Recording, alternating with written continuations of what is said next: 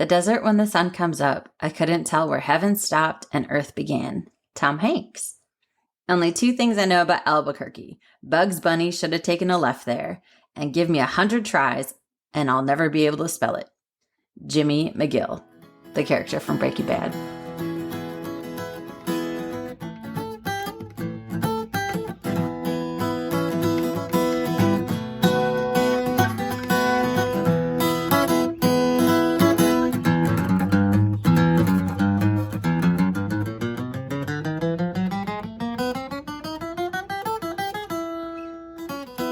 Hiya, sister. Hiya, sister. Hiya, people. Hi, I'm Ingrid. I'm Jessica. Just in case you forgot who we were. And this is another situation in case you accidentally clicked on something and now you don't know where you are.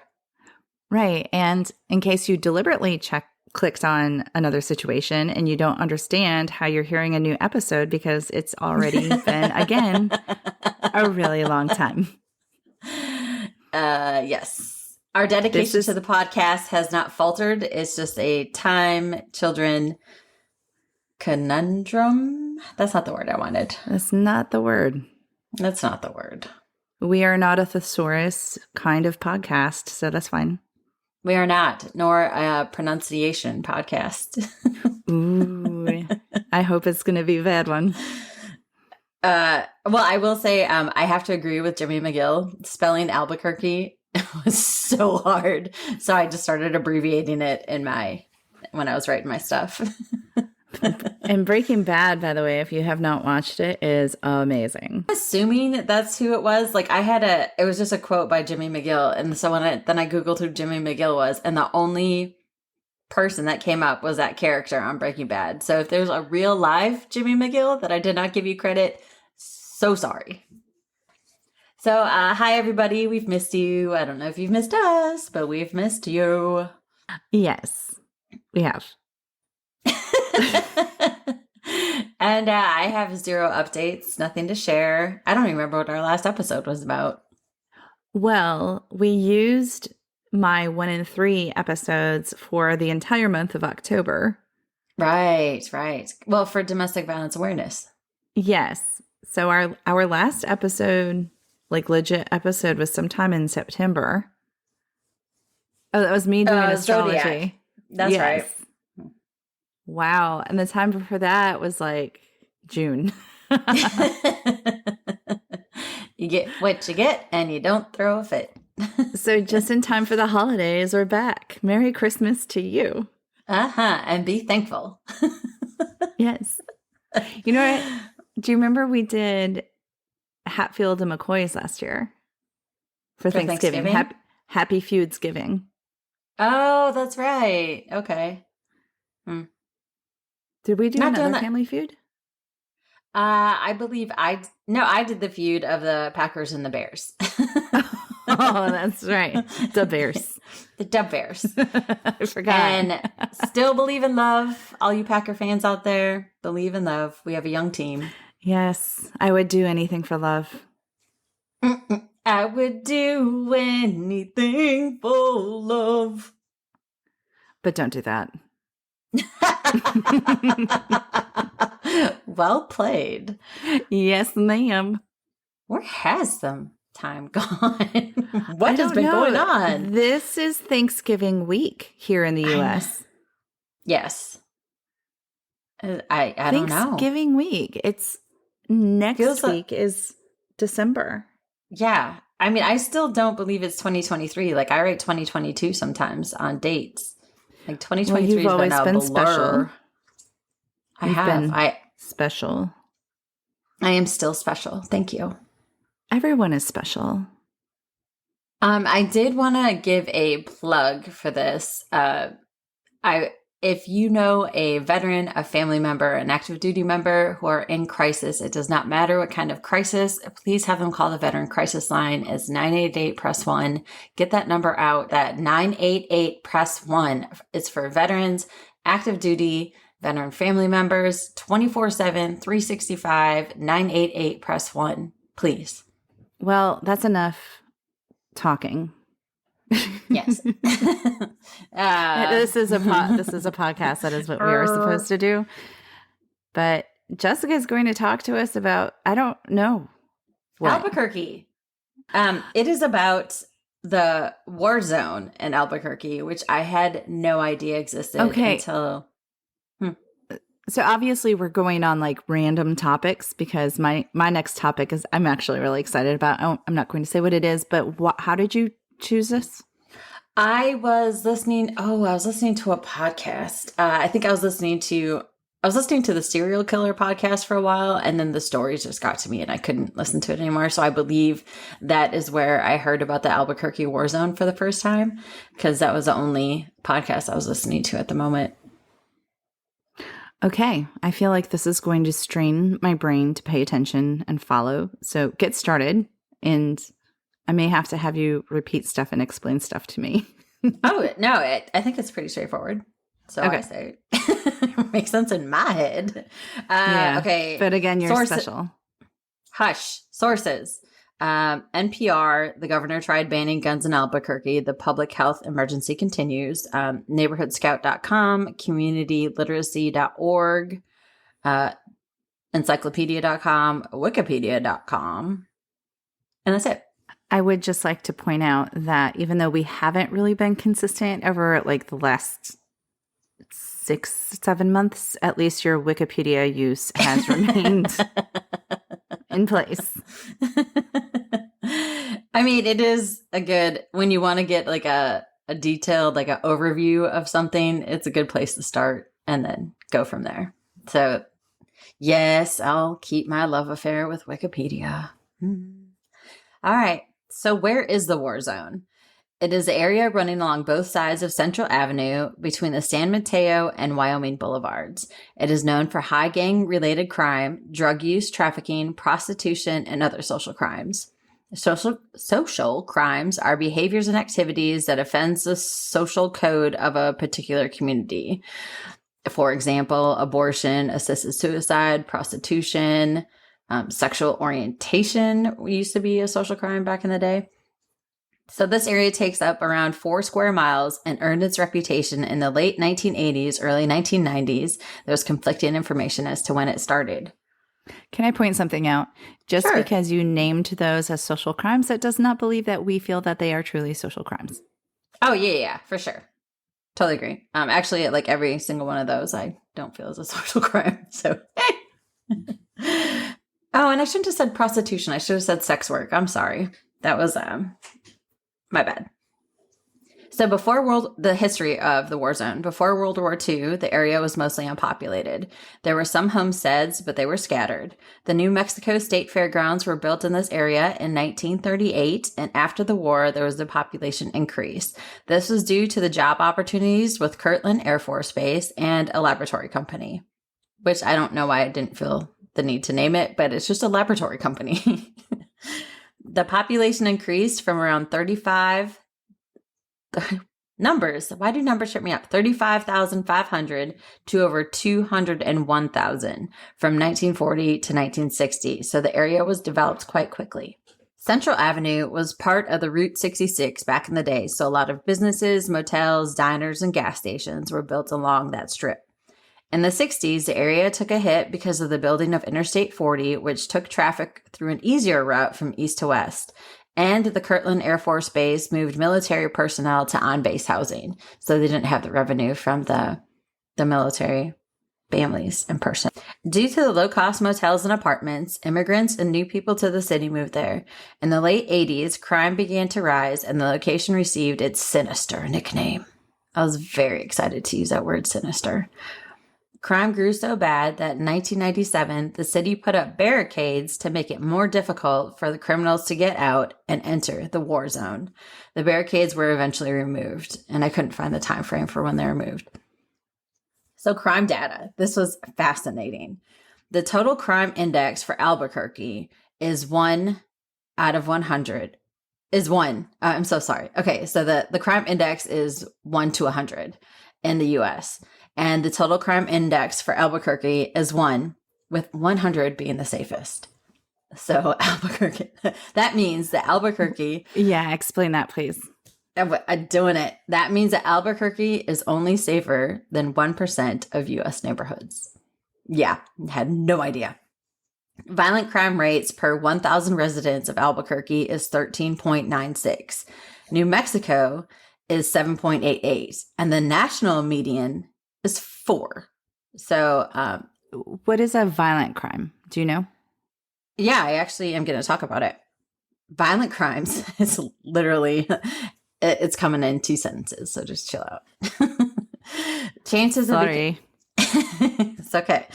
You had the same questions I had. I was like, what is technically a violent crime? Chances of becoming a victim of a violent crime is 1 in 72 in Albuquerque and 1 in 27 in New Mexico.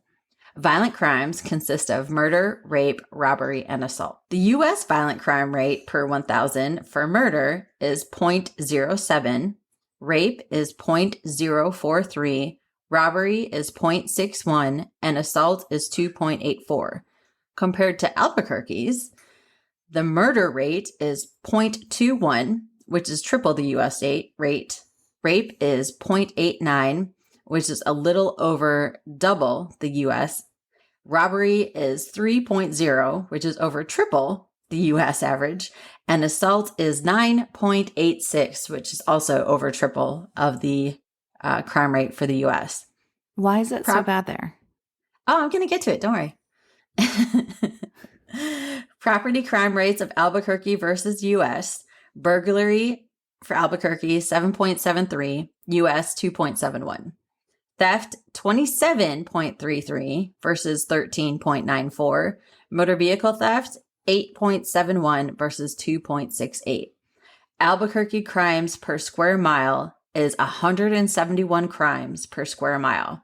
New Mexico's is 23 per square mile. And the national median is 26 per square mile. So Albuquerque, 171 crimes per square mile, which is, 5 times, 6 times the That's national. Crazy. Isn't and it? You did say square miled. Well, thank you for correcting me. Appreciate that. Special. Okay. So I went to crimemapping.com and searched the area where the war zone is located. I'm like that. I just wrote that. Okay.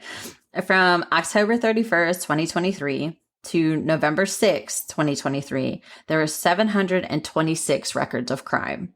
When I searched all of Albuquerque for the same dates, there were 882 records of crime. So out of the 882 records of crime in Albuquerque, 726 of them were in the war zone. The war zone on women. This was taken from a WordPress. Almost every night there is automatic gunfire. Police and EMS sirens are heard every few minutes, as is shouting and street fights. Seeing an unconscious person on the side of the road is so common that most people go by without noticing. When someone calls to report a dead body, it takes EMS about 10 minutes to respond. I know because I've done it 3 times. And you'll find out who she is in a second. 3 times to report a dead body? Yeah. How many times have you reported a dead body outside of your work? Never. Yeah, same. 0. Whoa. Yeah, big fat goose egg. I know. Okay, and in like so many wars, it's the women who suffer the most. An average of 40% of all the street women who live in the war zone will be raped each month. That's right. I said each month. Say that number again. 40% of street women will be raped each month. Yeah, it's insane. Oh, so you're pretty much 100% guaranteed to be raped at some point in your life. I mean, I know that doesn't match with the statistics that you gave earlier, but 40% each month, eventually it's going to be 100%. No, most street women are raped several times a year. So most of the women are raped a couple times a year. Yeah. Do you mind explaining what a street woman is? A sex worker. Okay. Yeah. Internationally, officials and commentators now recognize rape as a weapon of war. In Eastern Congo, where the prevalence of rape is described as the worst in the world, 30% of women report being sexually assaulted during their civil war. That means that rape is much more common in the war zone of Albuquerque than in the world's worst actual war zone. I didn't give her credit. She's the executive director of a nonprofit over there to help the people of the war zone. So can I ask these statistics? Is there like a time frame, like this year to this year kind of, has it always been bad? So, well, I mean, it's been called the war zone since the late 80s. So I didn't look into like how long the rape has been prevalent for, but I mean, it started getting its nickname back then because of all the crimes. Okay. So renaming. Albuquerque has renamed the war zone to the International District. Nice little spin. Increased tourism. Come to the International District. Okay. According to... Oh, wait. There's really good food there. There actually is. Authentic international foods. Okay, and I actually did give her credit. I was too jump. So according to the executive director of Street Safe New Mexico, which is where I got the women crimes on, Albuquerque is a Catholic charities hub, so when international refugees needed a place to stay, they were relocated there.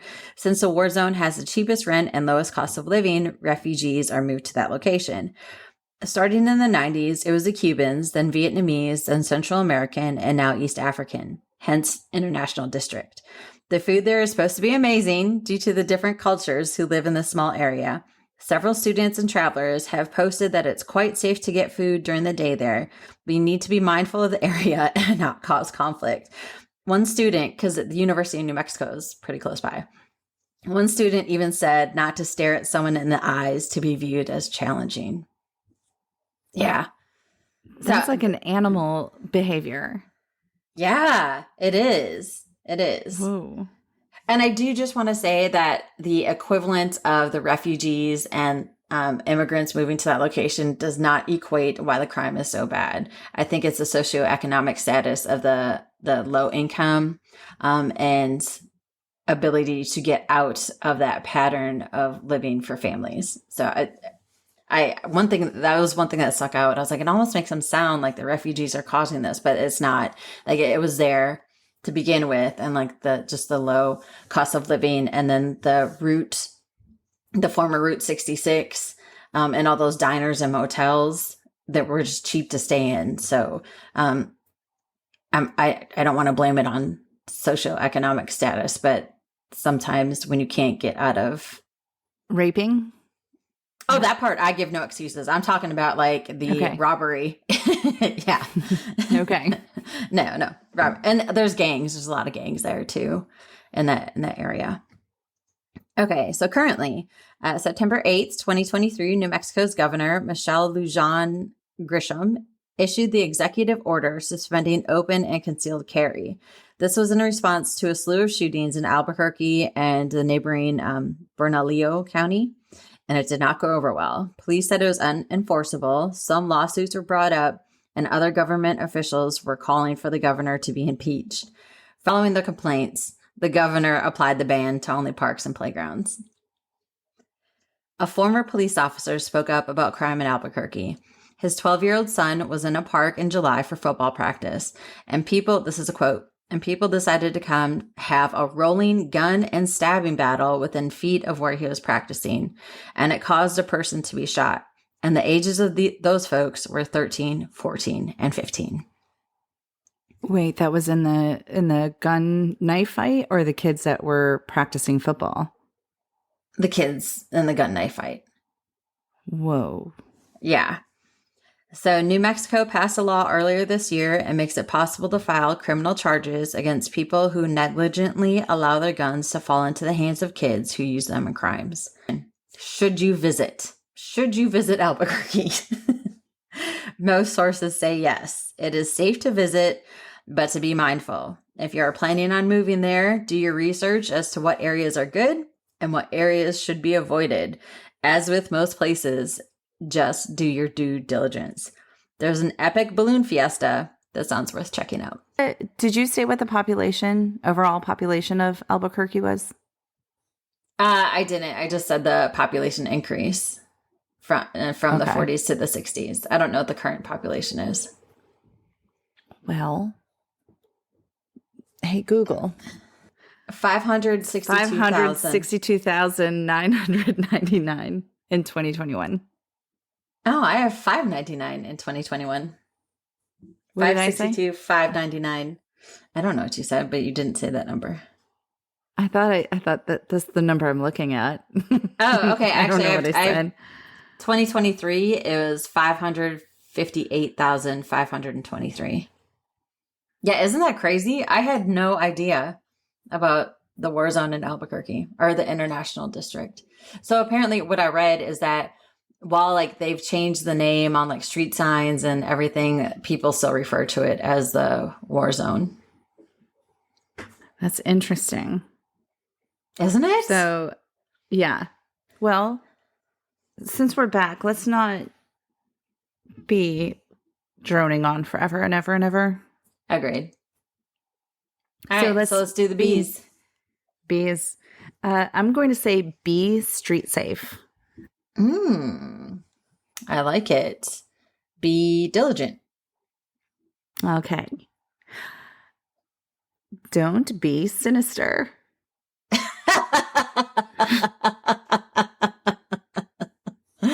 I like it. Don't be a naive traveler. Okay. Well, like, which means be diligent. It doesn't matter. It doesn't matter. There was no criteria for the B's. Don't be a evil, horrible person in the war zone. Okay, so we're back. We're not going to promise when the next episode will be. It'll just be whenever we pop up in your feed. You're welcome. Make sure to subscribe so you don't miss it. Exactly. And if you want us to cover anything, feel free to reach out. Yes. Because we have no direction anymore. None. Nope. We are your latest running amok podcast. Maybe that should be our new name. It should be. We should rebrand. All right. Well, thanks for listening, everybody. Thank you. And you'll hear us when you hear us. Yes. Happy Thanksgiving. Yes. Happy holidays. Definitely. And okay, bye. Bye.